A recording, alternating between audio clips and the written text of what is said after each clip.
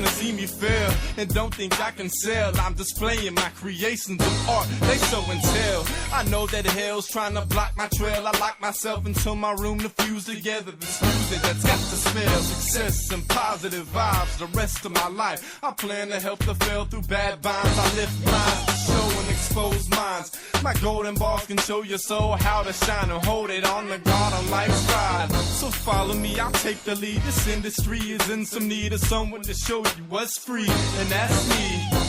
I see I'm hitting from a distance. Every sentence I'm spitting, I'm giving sense like Jesus speaking repentance. I minister when it's pennant, the title's mine. Dirty Rice writes with whole hearts. These other rappers write ties. That's 10%, that's 90 left to give.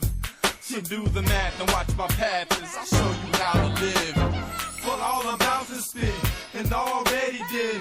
It seems these people making plans to try to stop the kid. But dog, it's obvious, cause I must win. You can't stop it, do the math, it's not happening. For all I'm about to spit, and already did. It seems these people making plans to try to stop the kid. But dog, it's obvious, cause I must win. You can't stop it, do the math, it's not happening.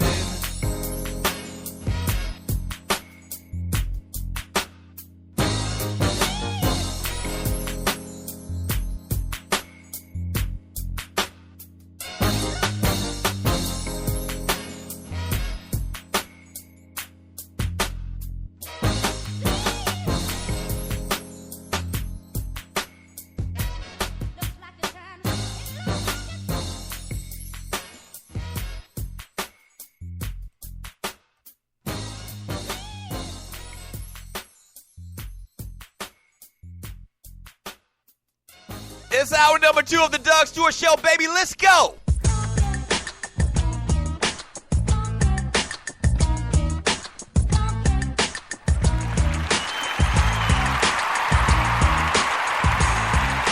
Yeah.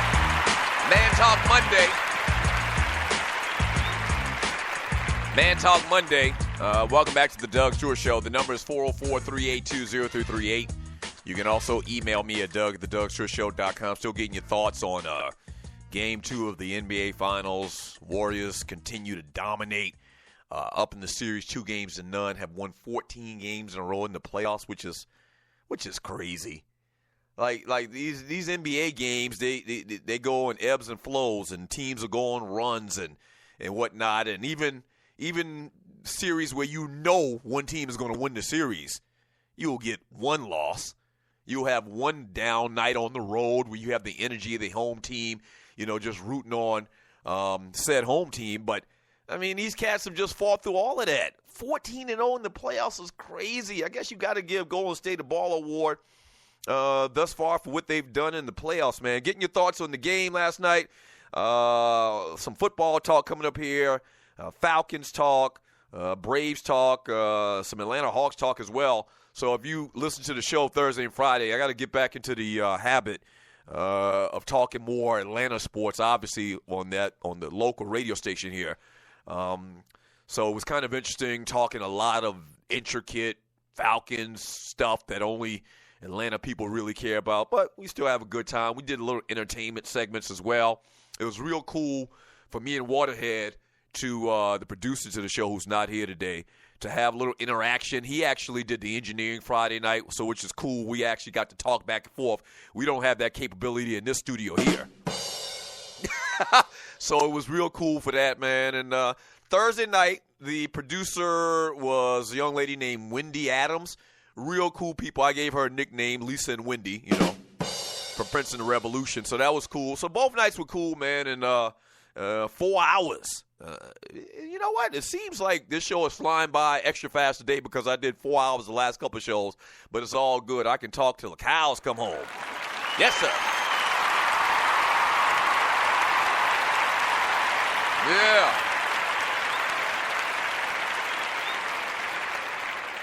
One other quick little story here, man. I'm sure you've heard about it. Derek Fisher, man, was arrested this past weekend for suspicion of driving under the influence.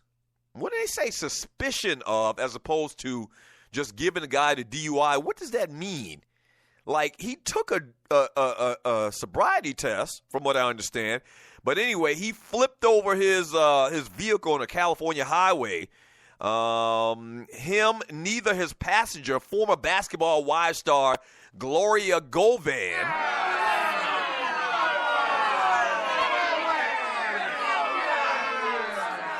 I'm going to talk more about that in a second, studio audience. Hold on.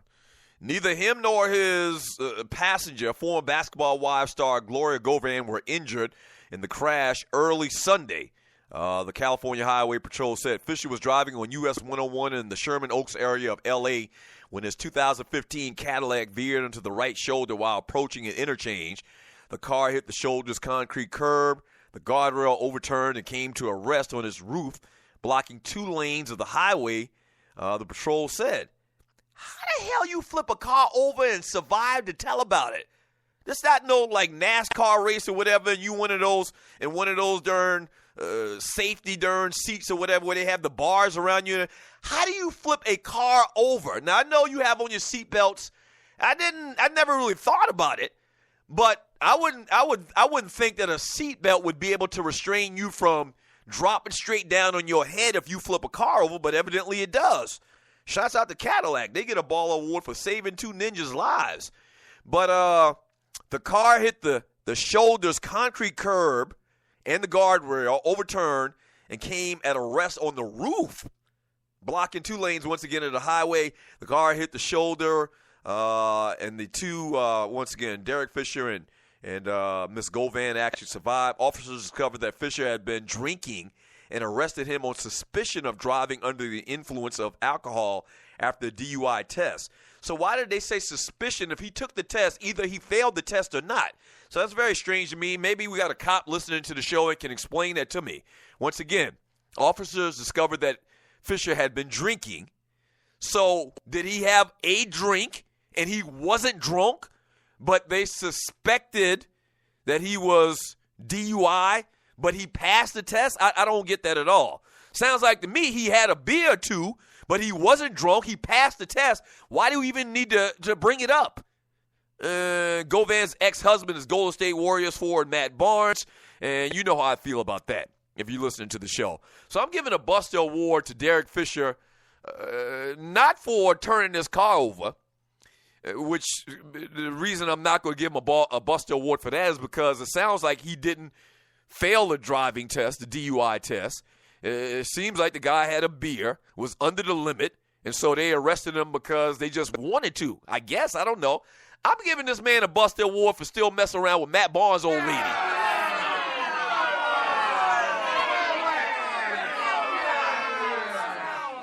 Oh, man. You breaking man law, bro. You are.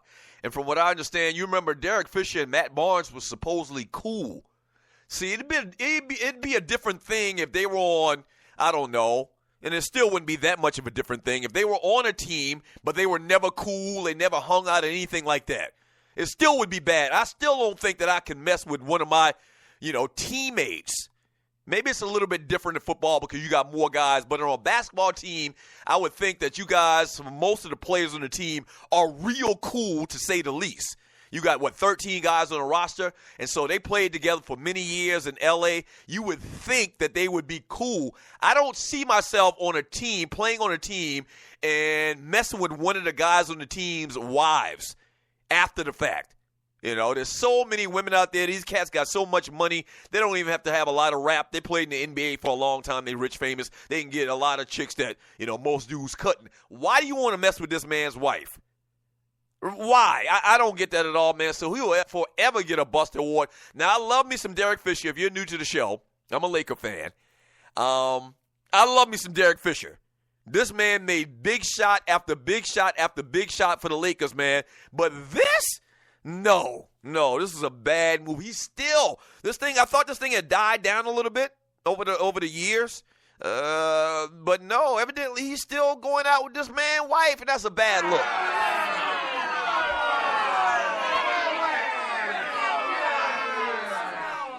That's a bad look where I come from, man. Let me read some messages in the chat on Spreaker.com, getting your thoughts on the NBA Finals.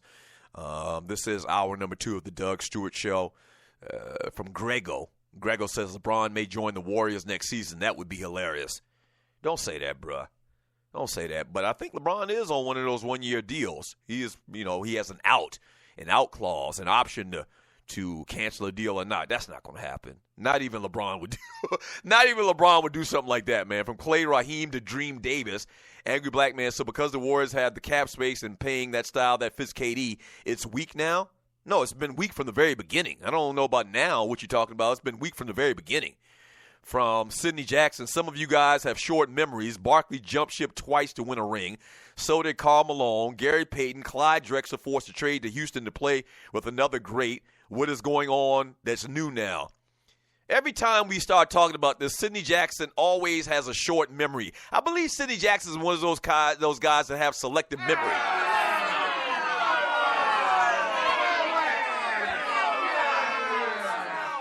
So for the benefit of the other listeners, let me go back through your little post and give you the real of the scenarios in which you talked about in those particular players.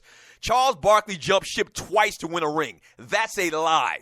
When Charles Barkley went to the Phoenix Suns, he was the main guy. They were going to build around him. Charles Barkley didn't go already and play with another team that was stacked and poised to win an NBA championship.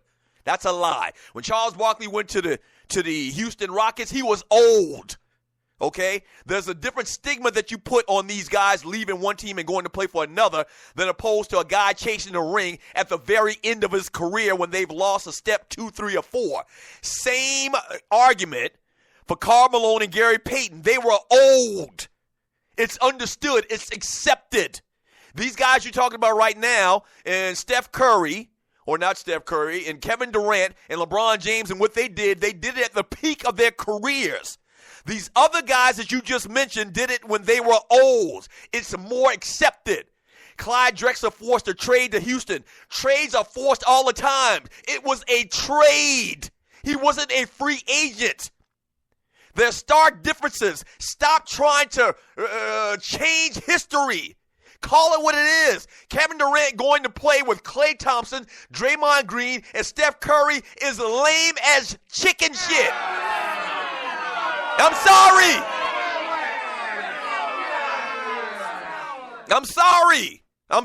It's lame. You can try to spin it every way you want. Oh, so-and-so went there. No, it's not the same. It's not the same. We're not delusional. We're not forgetting history. Whenever anybody always talks about this and how it's bad and how they don't like it, all of these NBA players that have come on record and say they would have never done like this, they're not stupid. They're not. We know exactly what we're talking about. We remember the circumstances. This isn't the same thing. It doesn't feel the same way. It's totally different. Stop it. Stop making excuses for these millennials.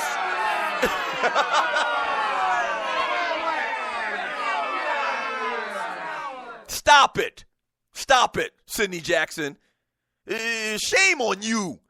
Shame on you. From J. Clyde Censor, it says, keep on track, Doug. These hundreds of colleges out there to get track money from. You better believe I'm going to keep baby girl on track.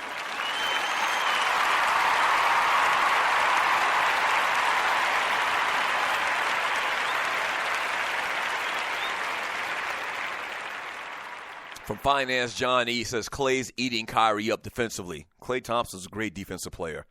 When you talk about great two-way players, they talked about Kawhi Leonard.